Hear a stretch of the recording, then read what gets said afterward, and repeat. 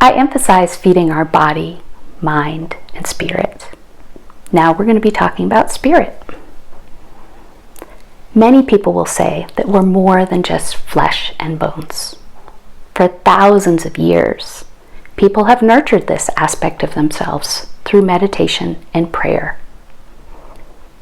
If you have this practice, I would encourage you to keep doing it, maybe even step it up.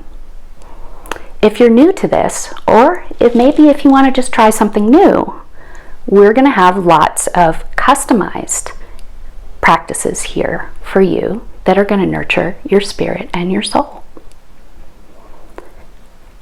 I'm also going to say that this has been probably one of the most profound changes in my life with my gift of cancer. My husband would say I'm much easier to get along with. I feel much more merriment and joy, even in the face of adversity. Amazingly, it's even improved my blood work. My stress hormones and my blood sugar have come down even in the first few weeks of my practice.